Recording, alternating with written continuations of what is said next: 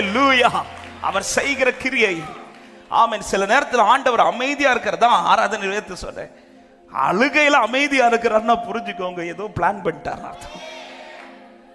ஆமென். பல அழுகையில பல கலக்கங்கள் வரும்போது அந்த அழுது புலம்புகிற ஆண்டவர் அமைதியா இருக்கிறார்னா ஒரு தேவ பிள்ளை புரிந்து கொள்ளுங்கள், இந்த அழுகைக்கு முற்றுப்புள்ளி. ஆமென். ஆமான் வந்து காலத்தை குறிக்கிறான். 13ஆம் தேதியில இந்த யூத கொலத்தை மொத்தமா அதை கேட்டது இந்த 13ஆம் தேதினாலே அல்ல, உலகத்துக்கே 13 பிடிக்காது. நிறைய இடத்துல பார்த்தீங்கன்னா 11, 12 இருக்கும், அப்புறம் 14 தான் போட்டிருப்பாங்க. 13 பிடிக்காது, 13 பிடிக்காது. ஆனால் தேவ பிள்ளைகளுக்கு 13 தான் ஆச்சரியம். ஹல்லேலூயா.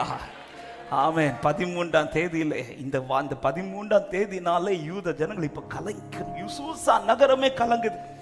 அதே 13 எது கலங்கடிக்க பண்ணிச்சோம். ஆமென். இந்த கலக்கத்திற்கு ஆண்டவர் இன்னொரு கிரியை அல்ல செய்தது. ஆமென். எதனால கலக்கம் வந்துச்சோ அந்த கலக்கத்தை கர்த்தர் மாற்றி, எத்தனை பேர் நம்புகிறீர்கள்?